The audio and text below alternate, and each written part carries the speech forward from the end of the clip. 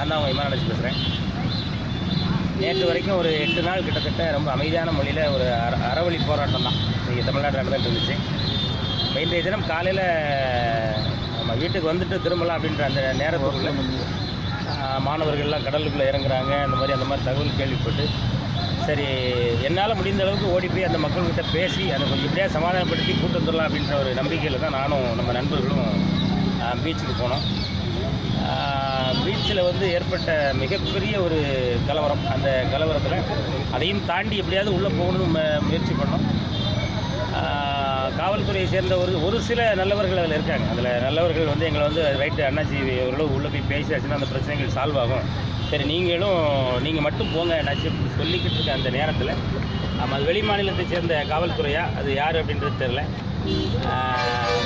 Plan பண்ணி பண்ண மாதிரியே ரொம்ப அவ்வளோ தூரம் பேசிக்கிட்டு இருக்கும்போதே வேகமாக ஒரு காவலர் எங்கள் மீது கண்மூடித்தனமான ஒரு தாக்குதலை நடத்தியிருக்காரு.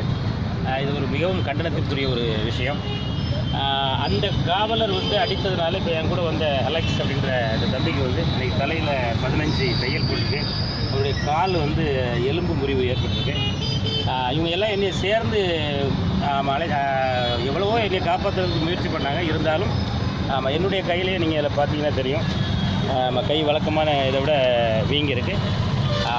அது ஒரு முரட்டுத்தனமான ஒரு தாக்குதல். யார் இருக்கிறாங்க என்ன விவரம் அதெல்லாம் நல்ல காவல்துறையும் மீறி ஒரு சில ஆட்கள் அந்த வேலையை பண்ணுறது ரொம்ப இதை வன்மையாக கண்டிக்கிறேன்.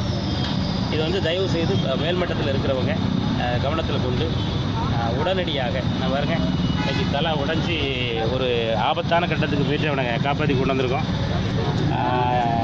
இது என்ன செய்யணும் எப்படி செய்யணுங்கிறத மேலிடத்தை சேர்ந்தவங்க கண்டிப்பாக அவனை செய்யணும்னு அன்புடன். இப்போ மெரினாவில் ஃபுல்லாக